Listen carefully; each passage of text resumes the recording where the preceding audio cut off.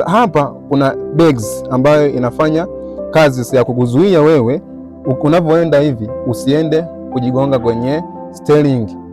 Hii bag imefanya kazi kwa namna gani? Sikiliza kwamba mfano wewe unavyonisikia sasa hivi unatumia sikio.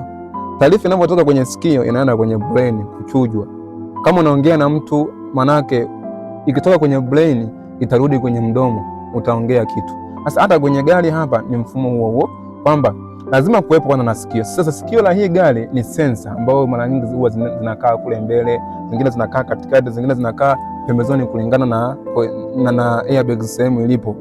Sasa ikisensi kwamba kuna ajali au pengine spidi imepungua kwa ghafla, maana inatuma taarifa moja kwa moja kwenye brain, kwenye ubongo. Sasa ule ubongo ni ubongo wa bags zenyewe ambao unaitwa airbags control unit. Sasa ile baada ya kufika pale inatuma taarifa moja kwa moja kwenye hiyo bag. Sasa bag mara nyingi inakuwa ina vitu mbalimbali mle, ikiwepo na chemical.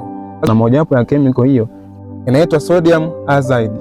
Sasa taarifa inapokuja kwenye bags, ile chemical ambayo ni sodium azide ikavunjika, sasa inagawanyika kwenye makundi. Maana yake inapovunjika pale inatoa gesi moja hapo ambayo tunaita nitrogen.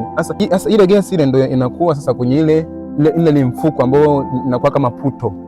Sasa baada sasa ya dakika sekunde chache ambao ni 0.03 sekondi ndio sasa linatoka kwako. Sasa kwa mfano labda mimi hapa nipo hapa kama dereva, maana yake litakuja litanipiga hapa.